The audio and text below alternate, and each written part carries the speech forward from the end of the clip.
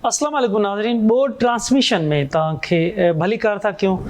मुल्क जी सूरत हाल ॿोॾूं जा रुख हिन वक़्तु तमामु वॾी तबाही पंजाब में उन खां पोइ सिंध तरफ़ उन जा रुख आहिनि ऐं उन लाइ बंदनि जी पोज़ीशन ऐं हिन समूरी सूरत हाल ते असीं ॻाल्हि ॿोल कंदा रहिया आहियूं। अॼु असीं इंतिहाई अहम मामले ते ॻाल्हि ॿोल कंदासीं।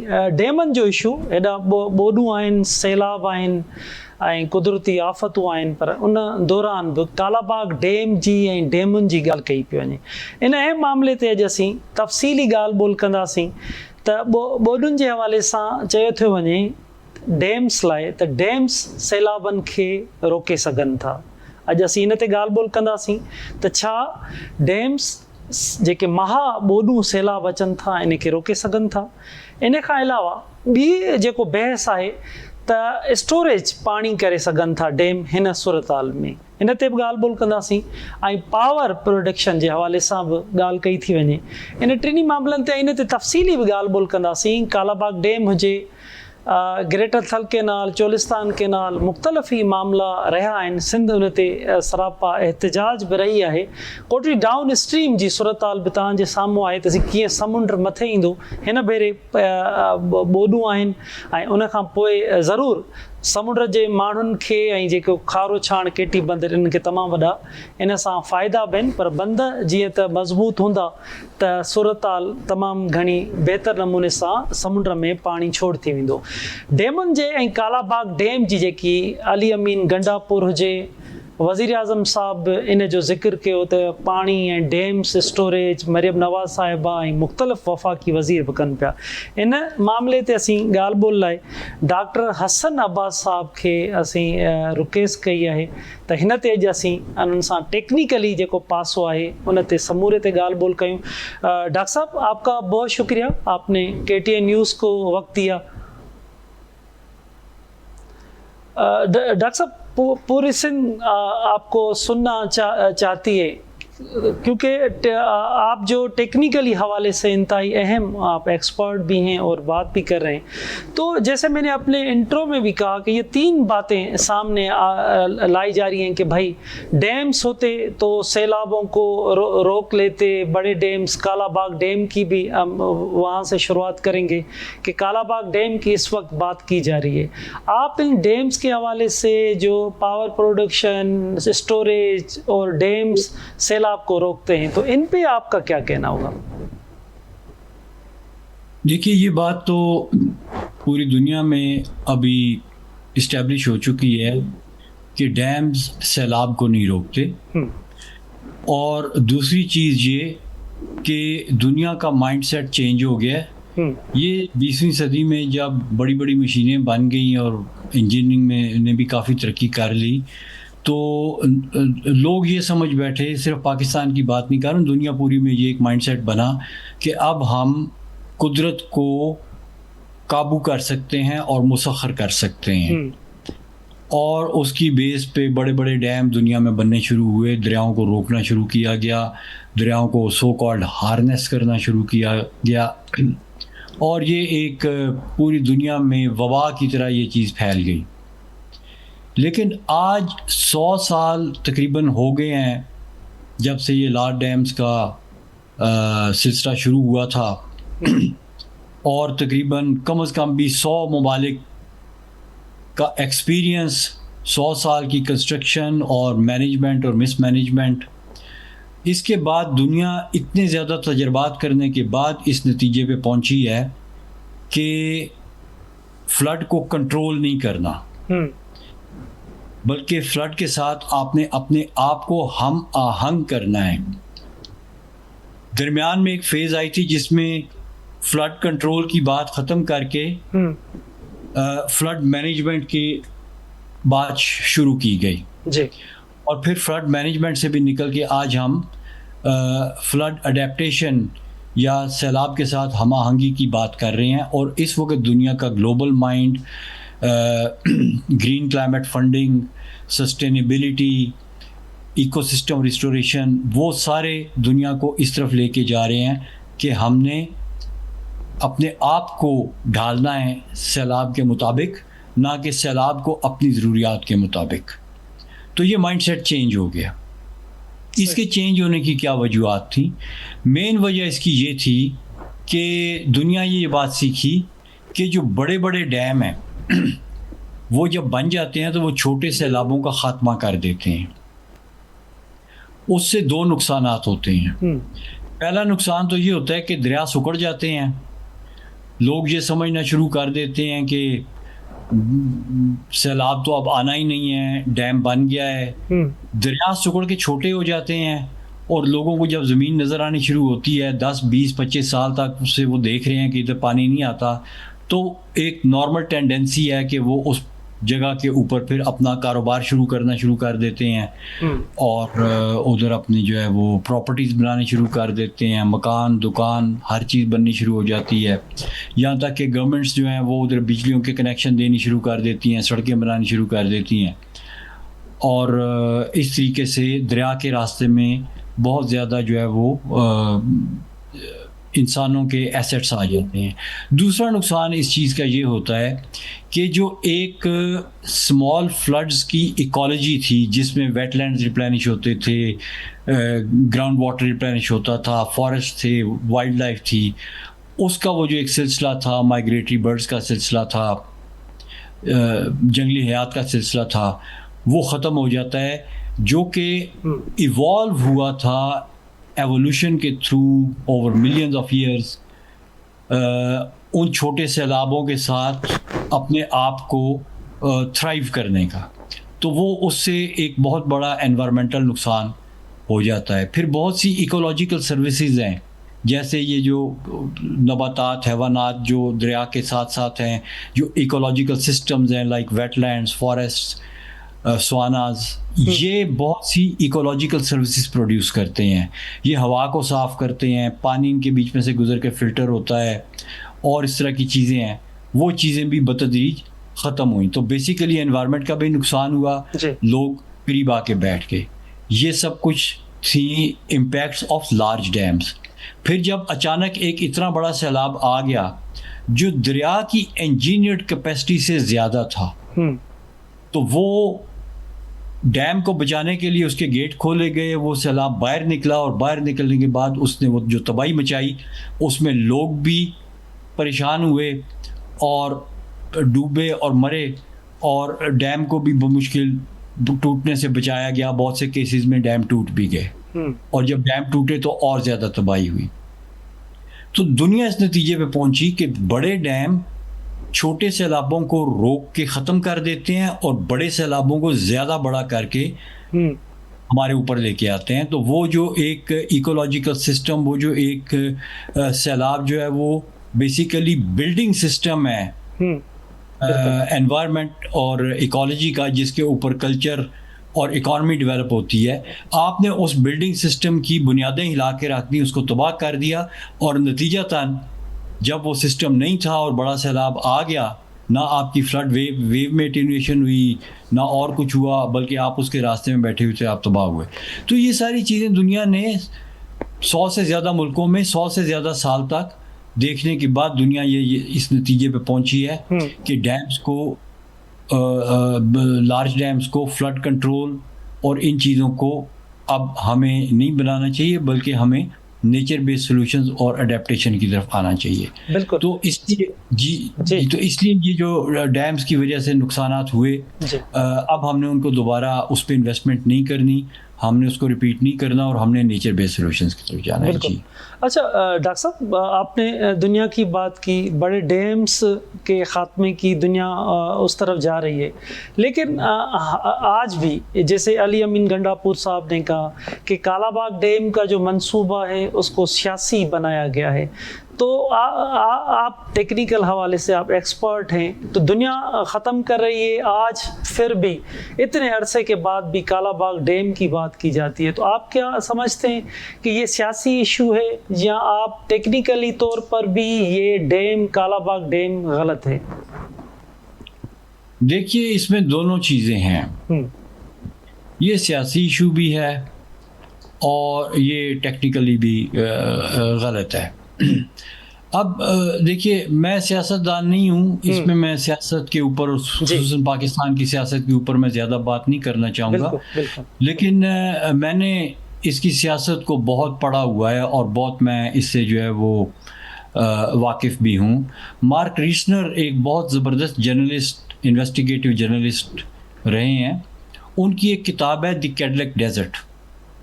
वो उसमें अमेरिका में जितने लार्ज डैम्स बने, जिनकी आजकल हमें मिसालें भी देती है, यहाँ की डैम लॉबी के उधर इतने डैम्स हैं, उसमें हर लार्ज डैम जो अमेरिका में बना उसके पीछे सियासत थी और उसके पीछे वो इंटरेस्ट ग्रुप्स थे जो उसके ठेके लेना चाहते थे। ऐसा नहीं है कि लोगों को एनवायरनमेंट के बारे में पता नहीं था। सबसे पहला जो लॉ सूट हुआ एनवायरनमेंट की बेसिस पे डैम्स के खिलाफ वो 1913 में हुआ था।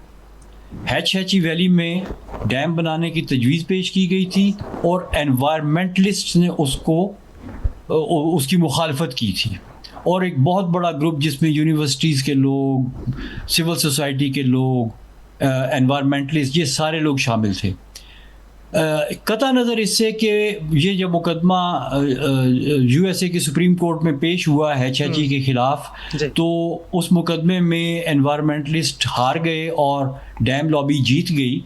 लेकिन वो दिन उसने इस चीज़ को साबित कर दिया कि हाँ, डैम के जो है वो जो मुज़िर असरात हैं वो एनवायरनमेंट पे पड़ते हैं। तो ये मैं आज से तकरीबन 110-120 साल पहले की बात कर रहा हूँ, क्योंकि ये 1913 में तो उस पर मुकदमा हुआ था ना, उस पर उसकी मुखालफत और उसके बारे में बातचीत जो है वो 1908 में शुरू हो गई थी। इससे भी आप थोड़ा पीछे चला जाएं तो ये जो कुदरत के बनाए हुए सिस्टम्स हैं, जो आपके इकोलॉजिकल जोन्स हैं बायोडाइवर्सिटी के, उनके ऊपर तो इससे भी पहले 19वीं सदी में बातचीत शुरू हो गई थी।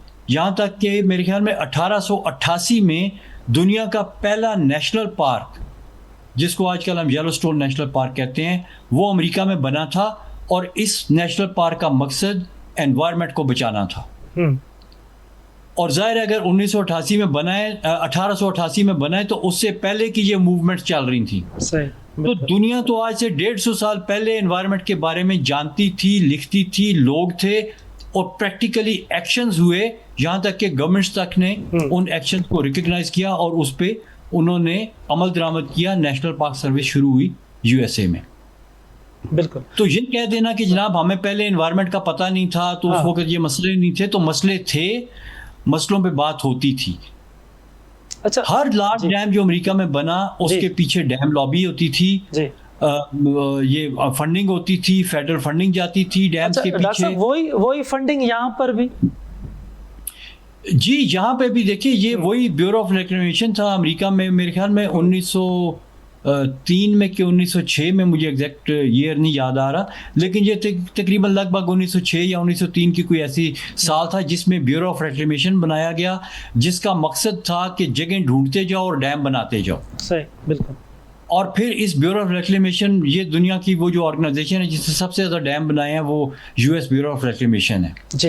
लेकिन 1996 में यही ब्यूरो ऑफ रिक्लेमेशन, इसका मैंडेट चेंज किया गया और इसको आप पढ़ सकते हैं, वो फ्रेड पियर्स की किताब है when the reverse run dry, उसमें इस चीज़ का जिक्र है कि जब ये चीज़ें 1996 की भी मैं बात कर रहा हूँ, जो कि बहुत ज़्यादा पुरानी बात नहीं है, तो उसमें ब्यूरो का रिक्लेमेशन का जो मैंडेट था वो चेंज किया गया, उसका मिशन चेंज किया गया और उसको कहा गया कि हमने रिवर्स को रिस्टोर करना है। और उस रिस्टोरेशन के लिए एक टूल किट बनाई गई कि आप रिवर्स को कैसे रिस्टोर करेंगे, और उस टूल किट में dam removal is part of that tool kit. इस वक्त ब्यूरो ऑफ रिक्लेमेशन कोई नया डैम बना नहीं रहा, बल्कि बहुत से रिवर्स की रिस्टोरेशन में जिसमें डैम हायल हो रहे हैं उनको गिराया जा रहा है। यूएसए में एडवांस साइंस है, यही वो लोग हैं जिन्होंने पहला नेशनल पार्क बनाया, इन्हीं के यहाँ पहला लॉ सूट हुआ एनवायरमेंटल ग्राउंड्स के ऊपर, और फिर इन्होंने ही आपने उस डिपार्टमेंट को जिसका काम डैम बनाना था उसको डैम तोड़ने का काम सौंप दिया। तो इस तरह से ग्लोबल माइंड चेंज हुआ है। हमारे जो डैम जिस वक्त बन रहे थे यहाँ पे, उस वक्त भी ब्यूरो ऑफ रिक्लेमेशन की यहाँ पे बहुत ज़्यादा अमल दखल था।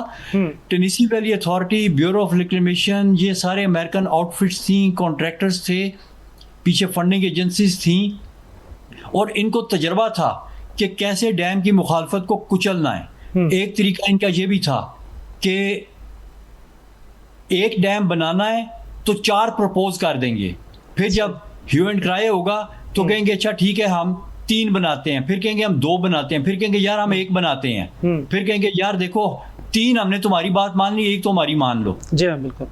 तो इस तरह के, जबकि हकीकत में इन्होंने बनाना ही एक होता था।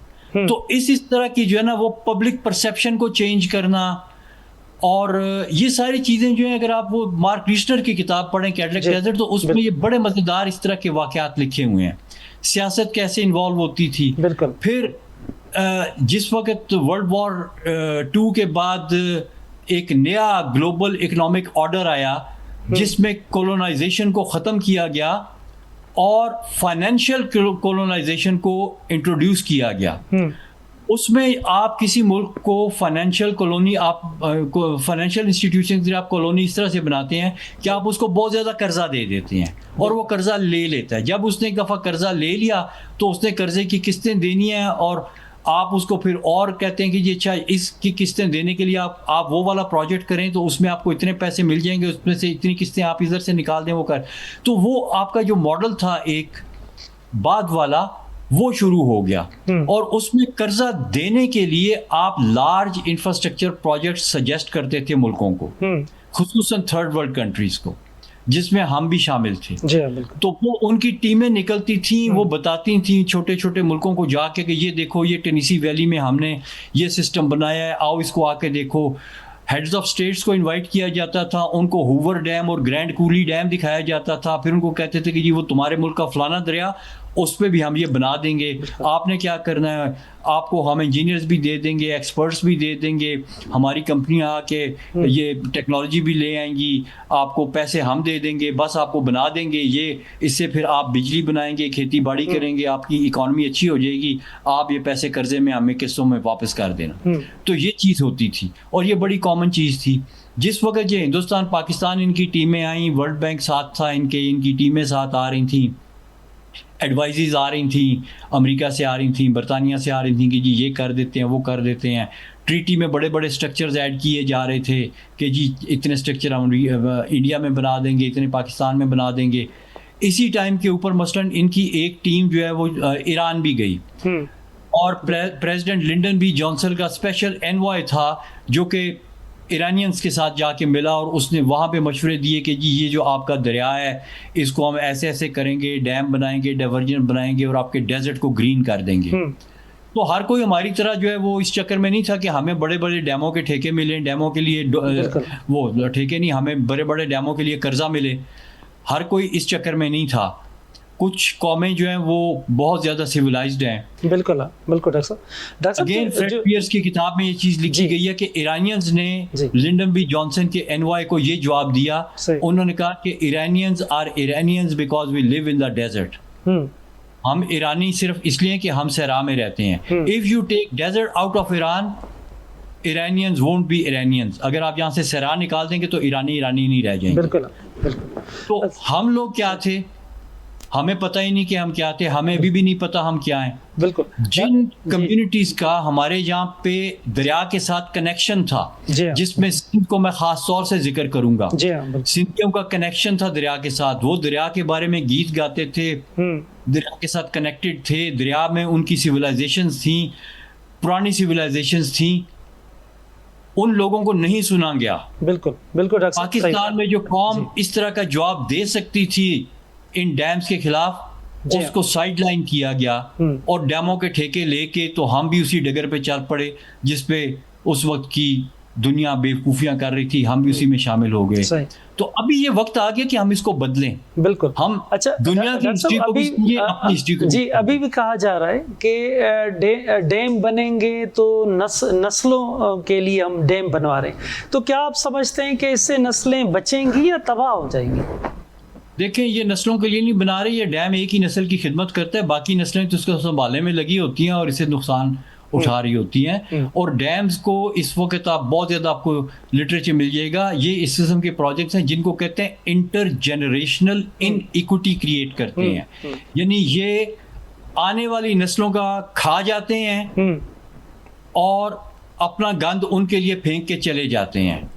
जिस नस्ल ने डैम बनाया ठेके लिए वो तो जबरदस्त हो गई, जिन्होंने उसका पानी इस्तेमाल किया वो भी जबरदस्त हो गए, जिन्होंने बिजली खाई इस्तेमाल की वो भी जबरदस्त हो गए। लेकिन जिनका नुकसान हुआ, जिनका डेल्टा तबाह हो गया, बिल्कुल, जिनकी इकोनॉमी तबाह हो गई, जी हाँ, जिनके बच्चे बीमार हो गए, जिनका साफ पानी खत्म हो गया, हाँ, वो चरिंद परिंद और हैवान जी हाँ, जिनकी नस्लें खत्म हो गई, जी हाँ, डाउन extinct स्ट्रीम, हो गई। कोटरी डाउन स्ट्रीम आपके सामने बिल्कुल बड़ी तबाही। कोटरी डाउन स्ट्रीम के अलावा भी अगर जी आप हाँ। देखें, ये जो सतलुज का एरिया है, जितनी यहाँ पे तबाही हुई है हाँ, उतनी कोटरी डाउन स्ट्रीम में नहीं हुई। सही। और इस चीज को मैं अप्रिशिएट करता हूँ कि जितनी यूनाइटेड और कनेक्टेड है थ्रू देयर कल्चर सिंध की जो है कौम, उतनी यूनियन और उतना कल्चर जो है उसकी स्ट्रेंथ जो है वो साउथ पंजाब में नहीं है। उसकी कई वजूहात हैं थी, लेकिन उसको खराब किया गया।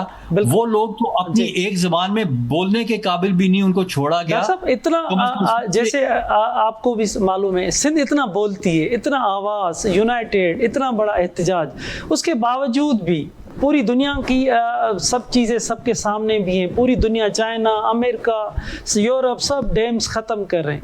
फिर भी कालाबाग डैम पर जिद है, केनाल्स, चोलिस्तान केनाल पे जिद था, डैमों पे जिद है, वही डैम लावी। क्या समझ रहे हैं इनका ये जिद कायम रहेगा? क्योंकि सिंध के लोग तो हमेशा इस पर सरापा एहतजाज रहे अपना दरिया बचाने के लिए, अपनी पूरी जो डेल्टा है उसको बचाने के लिए।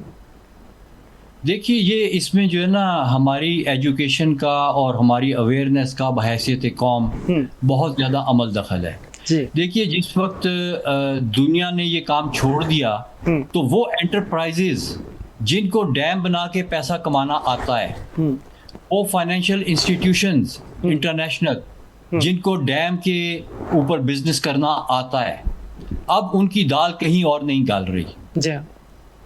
वो लॉबीज इस वक्त इस कौम के पीछे हैं। उन्होंने कहा कि यार, जिस वक्त हमें ईरानियंस ने कहा था कि Iranians won't be Iranians if we don't live in the desert, उस तरह की कौम ये नहीं है, तो इसको बेवकूफ़ बनाओ, ये अभी भी बेवकूफ़ बनेगी। तो वही लॉबीज हमारे पीछे दोबारा आ गई हैं। उनको पता है कि इधर की कौम में अभी वो शऊर नहीं आया, इसलिए इनके हम इससे पहले कि बिल्कुल ही कंगाल हो जाए, हमारी जो है वो बिजनेस बिल्कुल दुकान बंद हो जाए, इधर आके 4-5 चीज़ें और बेच जाओ। तो वो इनके पीछे हैं। वही कई इनके जो है वो एडवाइजर्स हैं, वही आज भी वापडा को चला रहे हैं, वापडा को फंडिंग दे रहे हैं, फिर उल्टी सीधी नॉन साइंटिफिक रिपोर्टें लिखवा रहे हैं। कभी रिपोर्ट लिखवाते हैं कि जनाब 1990 के अराउंड रिपोर्ट लिखवाते हैं कि अगर कालाबाग डैम ना बना तो 2010 में आधा पंजाब और पूरा सिंध डेजर्ट बन जाएगा। फिर कुछ नहीं होता, ना डैम बनता है। और फिर डॉक्टर साहब 94 में फिर दूसरी रिपोर्ट देते हैं कि प्रोटेक्शन जो जितने भी सैलाब हैं उनको प्रोटेक्शन देंगे, डैम्स देंगे।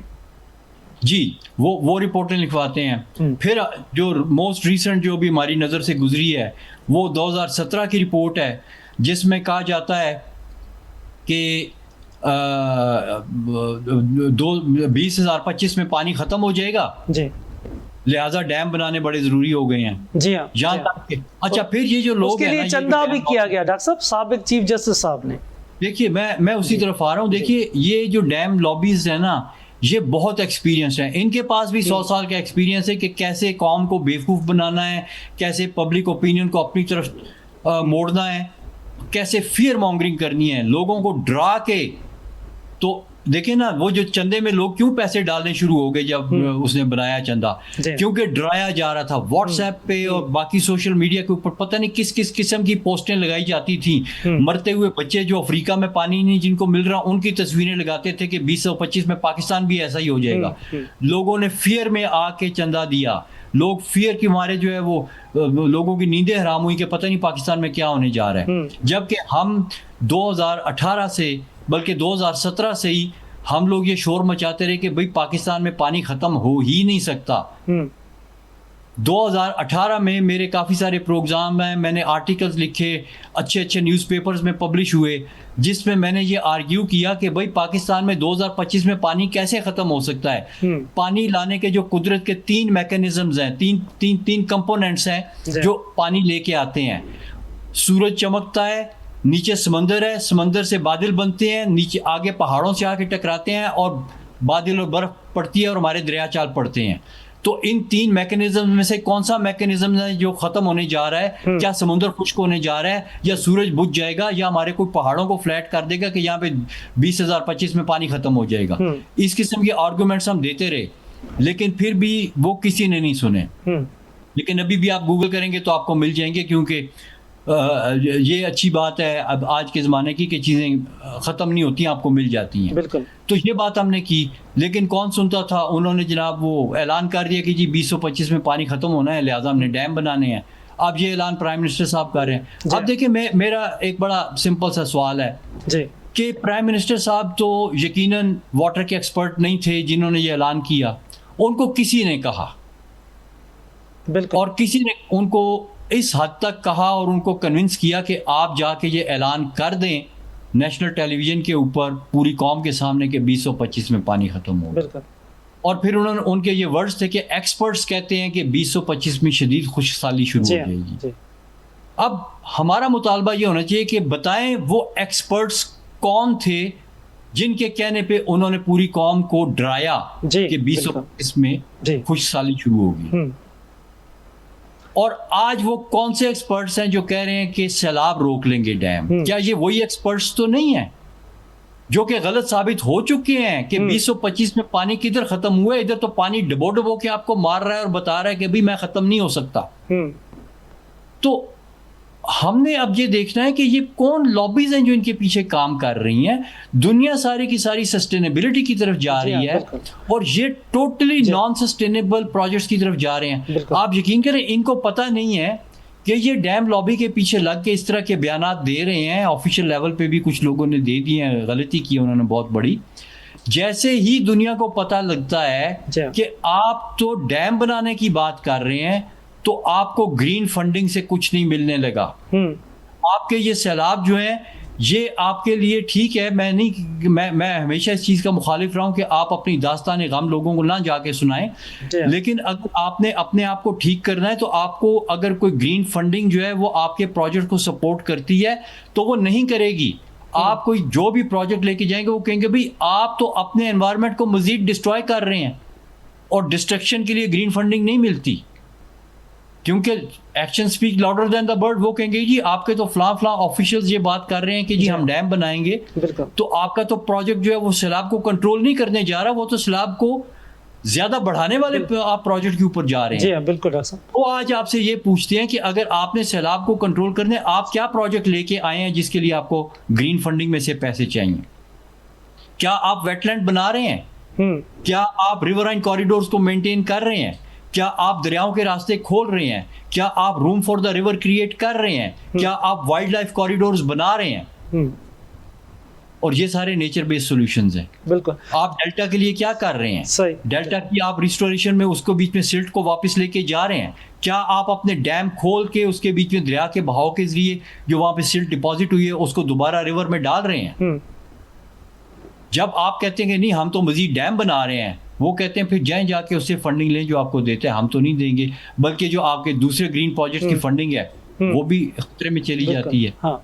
तो और सेकेंडली इस वक्त जो वर्ल्ड बैंक और इस तरह के जो बड़े फाइनेंशियल इंस्टीट्यूशंस हैं दुनिया के, वर्ल्ड बैंक का मैं नाम ले रहा हूँ क्योंकि वर्ल्ड बैंक इस वक्त जो है वो इंस्टीट्यूट है जिसने बहुत सारे डैम्स बनवाए, लेकिन वर्ल्ड बैंक में भी जिस तरह से ब्यूरो ऑफ रिक्लेमेशन का मैंडेट चेंज हुआ है, वर्ल्ड बैंक भी इस वक्त सस्टेनेबिलिटी को फंड कर रहा है, सस्टेनेबल इंफ्रास्ट्रक्चर को फंड कर रहा है, वो अनसस्टेनेबल इंफ्रास्ट्रक्चर को फंड नहीं कर रहा। देखिए हमारा ये काम नहीं है कि हम उन लोगों के ऊपर ब्लेम गेम करें जिन्होंने ये डैम बनवा दिए 1960s में 1930s में। जी डॉक्टर साहब, जैसे जी आपने जैसे एक्सपर्ट्स ने जी देखिए उन लोगों ने जिस नॉलेज बेस के साथ काम किया उस वक्त नॉलेज बेस यही थी, लेकिन अब जब नॉलेज बेस इतनी इंप्रूव और इतनी एडवांस्ड हो गई है तो अब हमने उस नॉलेज बेस से काम नहीं करना, अब हमने मॉडर्न नॉलेज बेस से काम करना है। बिल्कुल। तो मॉडर्न नॉलेज बेस देखें, पुरानी नॉलेज बेस ने ब्लैक एंड व्हाइट टीवी बनाया,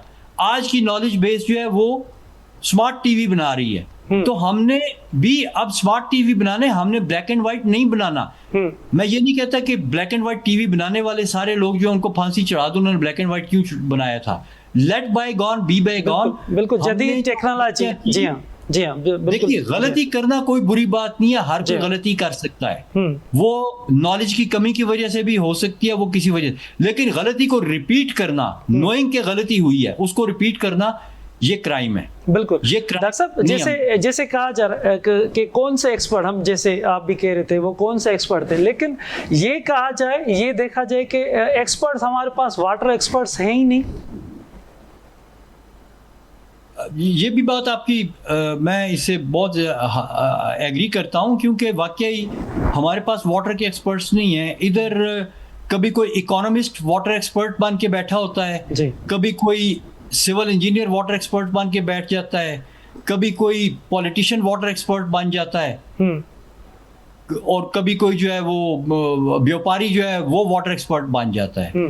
देखिए, वाटर एक्सपर्ट जो है वाटर की एक बहुत मतलब है कि एडवांस साइंस है। जब तक आप हाइड्रो इंफॉर्मेटिक्स के लोगों को नहीं लेके आएंगे, आप हाइड्रोलॉजिस्ट हाइड्रोजियोलॉजिस्ट को नहीं लेके आएंगे टेक्निकल साइड के ऊपर, उस वक्त तक आपका काम नहीं चलेगा। लेकिन इन सारे एक्सपर्ट्स से भी ज्यादा जरूरी जो एक्सपर्ट है जिसको डैम डिबेट में शामिल होना चाहिए, वो आपका सोशल साइंटिस्ट है। बिल्कुल। क्योंकि आपने जब तक कम्युनिटीज को इन्वॉल्व नहीं किया, आपका कोई प्रोजेक्ट भी सोशली सस्टेनेबल नहीं हो सकता। अल्टीमेटली आपने कम्युनिटी की नीड पूरी करनी है।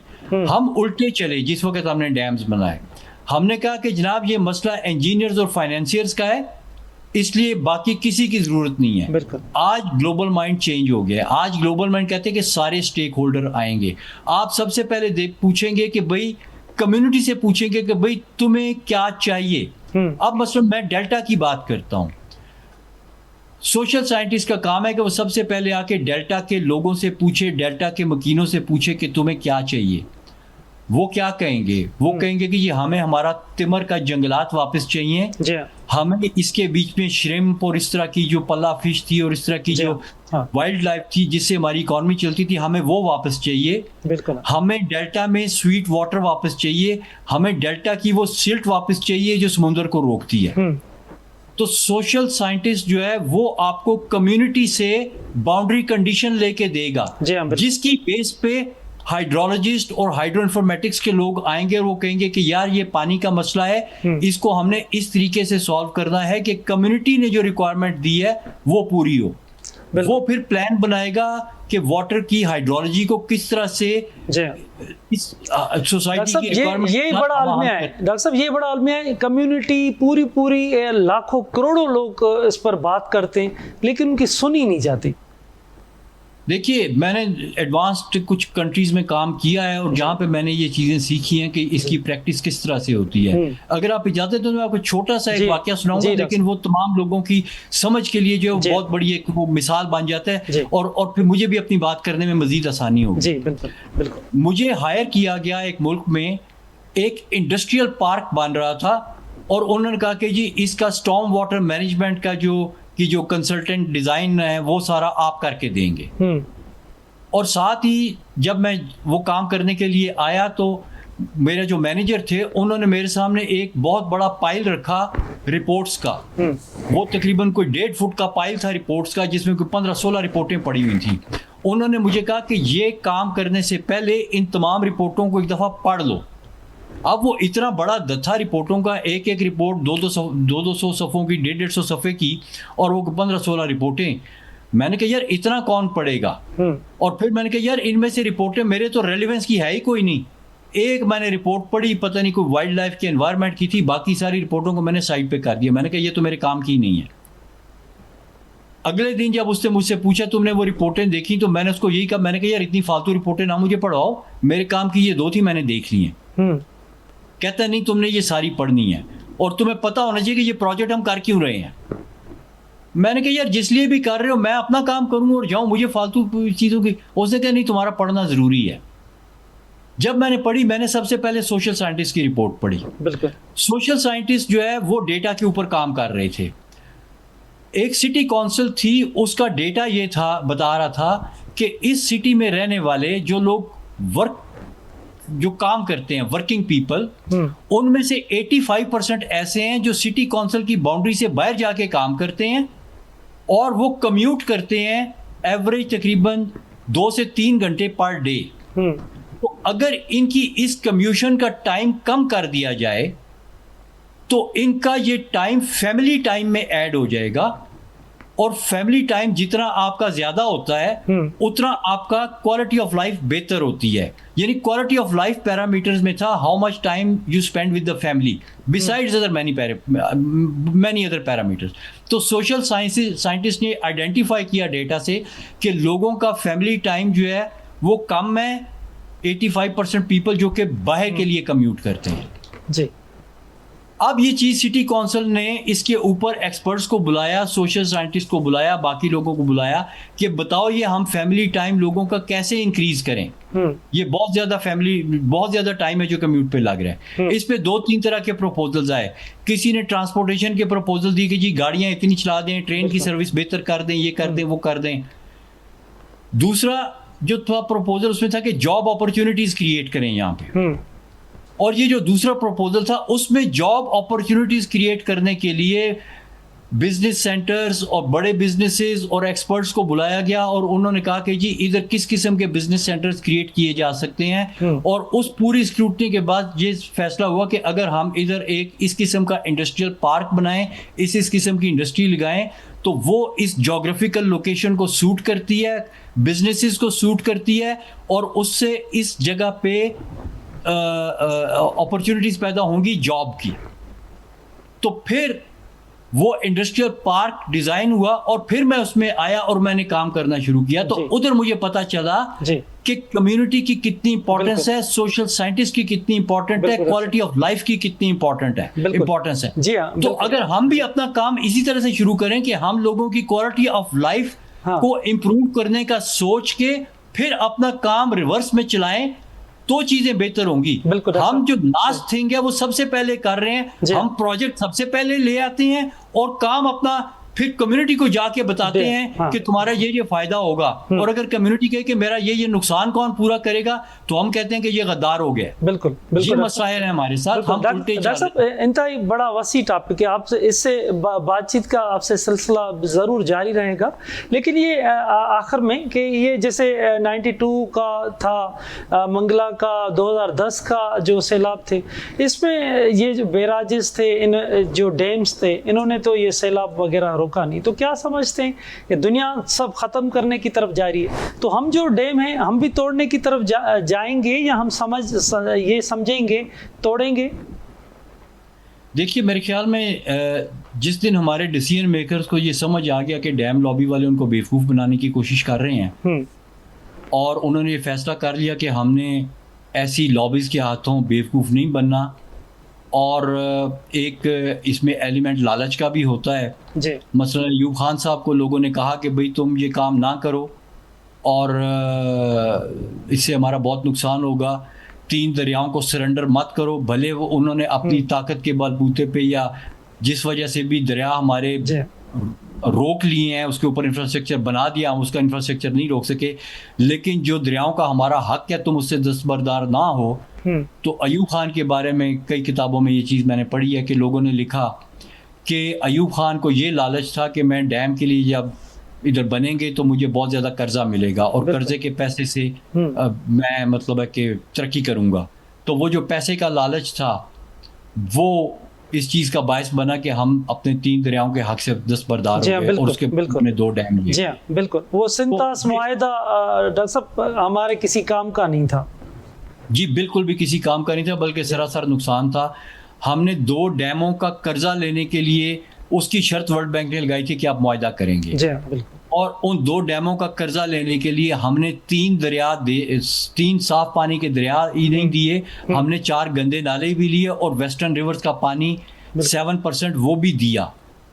जो कि ये दोनों डैम मिला के भी इतना पानी नहीं स्टोर करते जितना पानी हमने वेस्टर्न रिवर्स का भी उन 3 दरियाओं के साथ इंडिया को दे दिया उस मामले जी में। जी बिल्कुल। तो बेसिकली बहुत से लोगों ने ये बात लिखी है कि अयूब खान को लालच था कि मुझे बहुत ज़्यादा कर्जे के पैसे मिलेंगे, और ऑब्वियसली अयूब खान ने नहीं वो कर्जा वापस करना था। उसकी तो औलादें इस वक्त भी पार्लियामेंट में बैठी हुई हैं, सेकंड जनरेशन भी उसकी जो है वो पार्लियामेंट में बैठी हुई है। उसका वो जो कर्जा लिया था वो तो मेरी और आपकी नस्ल पे कर रही है और हमारी औलादें भी पे करेंगी। बिल्कुल। तो ये चीज़ें जो लालच वाली है ना, उससे अगर हमारी लीडरशिप आज़ाद हो, मुल्क के लिए सोचे, लोगों की क्वालिटी ऑफ लाइफ से अपने प्रोजेक्ट्स को बैकवर्ड। डॉक्टर साहब बहुत सारे बातचीत आपसे करनी थी, बहुत चीज़ें रह गई हैं। टेल हेड के इश्यूज थे, इरसा के, दूसरे डाउन स्ट्रीम के, और जो डैम्स में सिल्ट, मिट्टी, कैसी तबाही, और बहुत सारे इश्यूज हैं जिस पे मैं आपसे बात करना चाह रहा था,